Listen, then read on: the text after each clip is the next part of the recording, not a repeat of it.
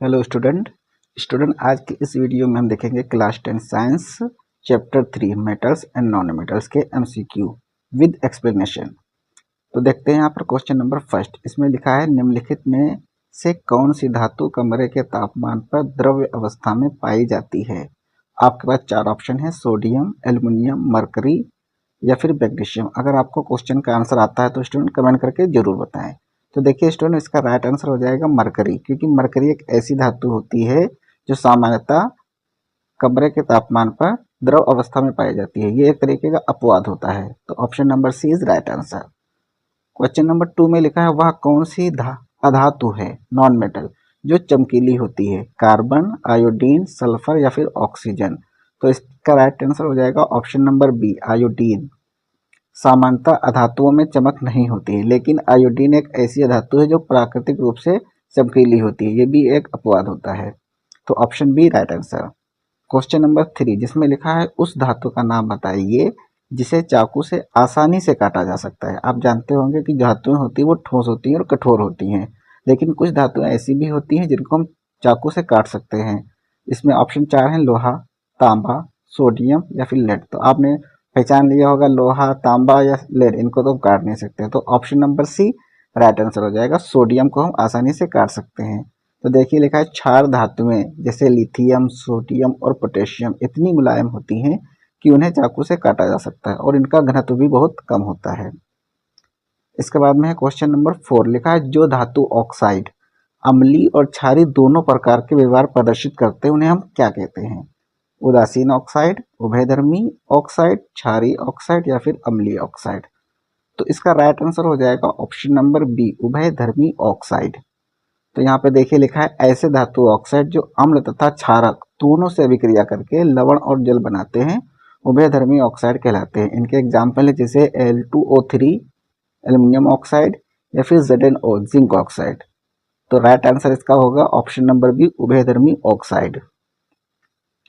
Question number 5 लिखा है sodium और पोटेशियम जैसी धातुओं को केरोसिन तेल में डुबोकर क्यों रखा जाता है। ऑप्शन नंबर ए, उन्हें पिघलने से बचाने के लिए। ऑप्शन नंबर बी, आकस्मिक आग को रोकने के लिए। सी में लिखा है उनकी चमक बनाए रखने के लिए या फिर उन्हें ठंडा रखने के लिए।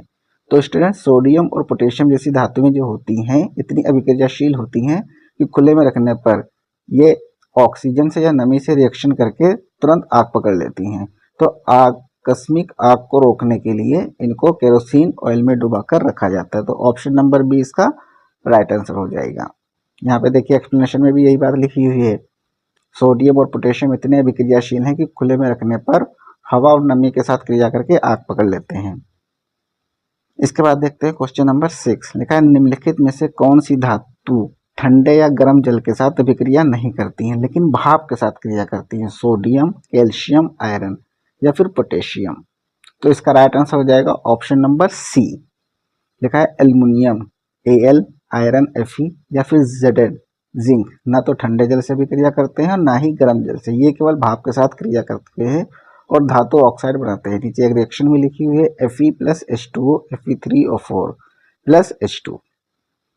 क्वेश्चन नंबर 7 लिखा है जल के साथ अभिक्रिया करने पर कैल्शियम और मैग्नीशियम तैरने क्यों लगते हैं।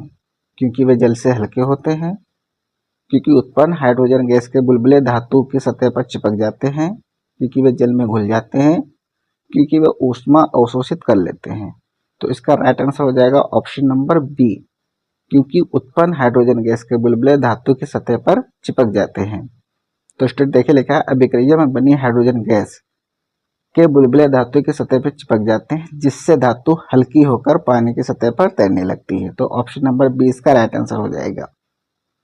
क्वेश्चन नंबर 8 में लिखा है मैग्नीज यानी कि Mn और मैग्नीशियम Mg अति तनु नाइट्रिक अम्ल HNO3 के साथ अभिक्रिया करके कौन सी गैस देते हैं। ऑप्शन ए में लिखा है H2O, ये तो गैस नहीं है, ये तो ऑप्शन बिल्कुल नहीं होगा। उसके बाद हाइड्रोजन, नाइट्रोजन या फिर ऑक्सीजन। तो स्टूडेंट इसका राइट आंसर हो जाएगा ऑप्शन नंबर बी, हाइड्रोजन। लेकिन यहाँ पे लिखा है सामान्यतः HNO3 के साथ हाइड्रोजन गैस नहीं निकलती है क्योंकि यह प्रबल ऑक्सीकारक है, लेकिन मैग्नीशियम और मैग्नीज अति तनु HNO3 के साथ H2 गैस देते हैं। ये एक तरीके का अपवाद होता है। क्वेश्चन नंबर 9 में लिखा है एक्वा रेजिया या रॉयल जल किन दो अम्लों का ताजा मिश्रण है? सांद्र HCl और सांद्र HNO3 3:1। ऑप्शन बी सांद्र HCl और सांद्र H2SO4 3:1। तनु HCl और तनु HNO3 1:3 या फिर सांद्र HNO3 और सांद्र HCl 3:1। तो इसका राइट आंसर हो जाएगा ऑप्शन नंबर ए सांद्र HCl और सांद्र HNO3 जिसका रेशियो होता है 3:1। यहाँ पे देखो लिखा है एक्वा रेजिया सांद्र हाइड्रोक्लोरिक अम्ल और सांद्र नाइट्रिक अम्ल 3:1 के अनुपात का मिश्रण है। यह सोने और प्लेटिनम को गला सकता है। इसके बाद देखिए क्वेश्चन नंबर 10 लिखा है जब लोहे की कील को कॉपर सल्फेट के विलयन में डाला जाता है तो विलयन का रंग कैसा हो जाता है? नीला बना रहता है, हरा हो जाता है, रंगहीन हो जाता है या फिर लाल हो जाता है? तो इसका राइट आंसर हो जाएगा ऑप्शन नंबर बी हरा। यहाँ पे देखो लिखा है लोहा कॉपर से अधिक अभिक्रियाशील है इसलिए यह कॉपर को विस्थापित कर देता है और आयरन सल्फेट FeSO4 बनाता है जिसका रंग हरा होता है। अगले क्वेश्चन में स्टूडेंट लिखा है कॉपर Cu को वायु की उपस्थिति में गर्म करने पर उस पर किस रंग की परत चढ़ जाती है? लाल, हरी, काली या फिर नीली? तो स्टूडेंट इसका राइट आंसर हो जाएगा ऑप्शन नंबर सी काली, क्योंकि कॉपर जो होता है ऑक्सीजन से रिएक्शन करके CuO यानी कि कॉपर ऑक्साइड बना लेता है जो काले रंग की परत होती है। यहाँ पर रिएक्शन लिखा है Cu+O2 CuO, तो option number C right answer. Next question में लिखा है वे धातु ऑक्साइड जो अम्लीय और क्षारीय दोनों प्रकार का व्यवहार प्रदर्शित करते हैं क्या कहलाते हैं? अभी ये क्वेश्चन हो चुका है तो इसका राइट आंसर हो जाएगा ऑप्शन नंबर बी उभयधर्मी ऑक्साइड। यहाँ पे देखिए रिएक्शन लिखी हुई है Al2O3 HCl से रिएक्शन करके AlCl3 और H2O बना रहा है और Al2O3 NaOH के साथ रिएक्शन करके भी NaAlO2 यानी कि सोडियम एल्यूमिनेट और H2O जल बना रहा है। तो यहाँ पर एल्यूमिनियम ऑक्साइड अम्ल और क्षारक दोनों से क्रिया कर रहा है तो इसको हम उभयधर्मी ऑक्साइड बोलते हैं क्योंकि ये क्षारक और अम्ल दोनों का व्यवहार करता है। इसके बाद नेक्स्ट क्वेश्चन लिखा है एनोडीकरण प्रक्रिया का मुख्य उद्देश्य क्या है? धातु को पिघलाना, धातु पर ऑक्साइड की मोटी परत बनाना, धातु से अशुद्धियां हटाना या फिर धातु को चमकदार बनाना? इसका राइट आंसर हो जाएगा ऑप्शन नंबर बी धातु पर ऑक्साइड की मोटी परत बनाना। देखिए इसमें क्या होता है एनोडीकरण एल्युमिनियम पर ऑक्साइड की एक मोटी सुरक्षात्मक परत बनाने की प्रक्रिया है ताकि उसे संक्षारण से बचाया जा सके। इस परत को रंगकर एल्युमिनियम की आकर्षक वस्तुएं भी बनाई जाती हैं, तो ये एक तरीका होता है। नेक्स्ट क्वेश्चन जिसमें लिखा है सोडियम और पोटेशियम जैसी धातुओं को केरोसिन तेल में डुबोकर क्यों रखा जाता है? तो इसका राइट आंसर हो जाएगा आग पकड़ने से रोकने के लिए। इसके बाद है नेक्स्ट क्वेश्चन लिखा है कैल्शियम जल के साथ अभिक्रिया करने पर तैरने क्यों लगता है? इसका राइट आंसर हो जाएगा option number B hydrogen gas के बुलबुले धातु की सतह पर चिपक जाते हैं।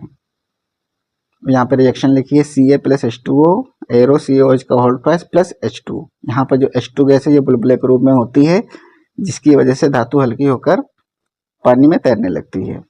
क्वेश्चन नंबर 6 में लिखा है एल्यूमिनियम आयरन तथा जिंक जैसी धातुएं जल के किस रूप के साथ अभिक्रिया करती है? तो इसका राइट आंसर हो जाएगा ऑप्शन नंबर सी भाप। क्वेश्चन नंबर 7 में लिखा है जब धातुएं नाइट्रिक अम्ल के साथ अभिक्रिया करती हैं तो हाइड्रोजन गैस उत्सर्जित क्यों नहीं होती है? 4 ऑप्शन है HNO3 एक दुर्बल अम्ल है, HNO3 एक प्रबल ऑक्सीकारक है, HNO3 बहुत ठंडा होता है या फिर HNO3 में हाइड्रोजन नहीं होता है। तो इसका राइट आंसर हो जाएगा HNO3 एक प्रबल ऑक्सीकारक है। तो यहाँ पे देखिए एक्सप्लेनेशन में लिखा है जब उत्पन्न H2 को ऑक्सीकृत करके जल में बदल देता है, मतलब ये जो होता है HNO3 ये H2 को ऑक्सीकृत करके H2 में बदल देता है और स्वयं नाइट्रोजन के किसी ऑक्साइड N2O, NO या NO2 में अपचयित हो जाता है। नेक्स्ट क्वेश्चन है जिसमें लिखा एक्वा रेजिया किन दो अम्लों का ताजा मिश्रण है? तो इसका राइट आंसर हो जाएगा सांद्र HCl और सांद्र HNO3 3:1। नेक्स्ट क्वेश्चन में लिखा है जब कॉपर सल्फेट के नीले विलयन में लोहे की कील डाली जाती है तो विलयन का रंग कैसा हो जाता है?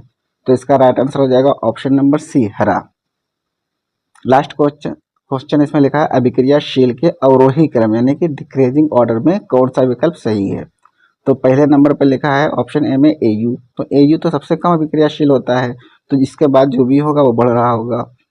बी में लिखा है सोडियम, उसके बाद मैग्नीशियम, तो अभिक्रियाशीलता की जो श्रेणी होती है सबसे ऊपर पोटेशियम उसके बाद सोडियम आता है, तो यानी कि ये ऑप्शन सही है सोडियम फिर मैग्नीशियम, उसके बाद जिंक, या फिर उसके बाद फिर आता है आयरन।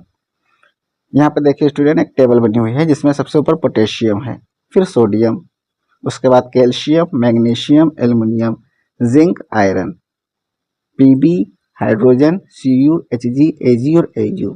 तो क्वेश्चन में जो दिया था Na दिया था, तो Na हो जाएगा, फिर Mg, Zn, फिर Fe। आप इसको एक ट्रिक से याद कर सकते हैं ये टेबल को, केदारनाथ का माली आलू जरा फीके पकाता है।